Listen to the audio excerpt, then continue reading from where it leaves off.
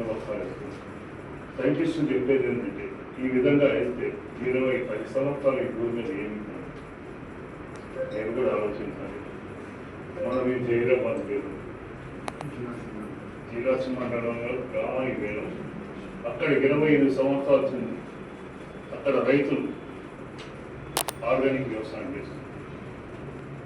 మా ఊరు ఇంతవరకు కరెంట్ ఎప్పుడైతే కరోనా కూడా రాలేదు. అంటే మనం వేసే వ్యవసాయం ఈ పెస్టిసైడ్స్ విపరీతం వాడుతుంది. మీరందరూ చెప్పేది ఏంటంటే మా మనకు కూడా ఆర్గానిక్ వ్యవసాయం ప్రోత్సహిస్తారు. ఒక ఆలోచన ఉంది, ఆర్గానిక్ వ్యవసాయం చేస్తే పంట దిగుబడి తక్కువ వస్తుంది. కానీ వాస్తవం 2 సంవత్సరాలు 3 సంవత్సరాలు దానికి రేటు కూడా ఆర్గానిక్ వ్యవసాయం అంటే రాను ఆ పంటలకు అయితే గిట్టుబాటు ధర దీంతో సరిపోదు. ఎడ్యుకేటెడ్ చేద్దాం. ఆర్గానిక్ వ్యవసాయం పంటలు మనం పండించి వాస్తవంగా మంచి పంటలు పండినాక మనమైతే ఏదైతే ఇస్తున్నాం దానికి కూడా మేము కూడా ఒక సర్టిఫికేట్ ఇద్దాం. వాస్తవంగా ఇది ఆర్గానిక్గా కాదు.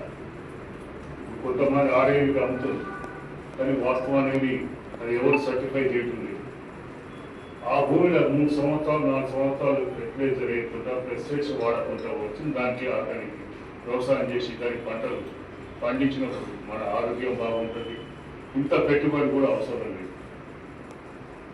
ఎన్ని హాస్పిటల్స్ అయితేనే ఇప్పుడు లోగడ ఈ మందులు వాడినప్పుడు పూర్వం మన మందులు వాడకుండా ఎరువుతోనూ పచ్చి రొట్టెలతోనూ పండించిన పంటలు. కానీ ఇప్పుడు ఒక మొక్కజొన్నకు 5 బస్తాలు 6 బస్తాలు వేస్తున్నారు, వరికి 4 బస్తాలు వేస్తున్నారు.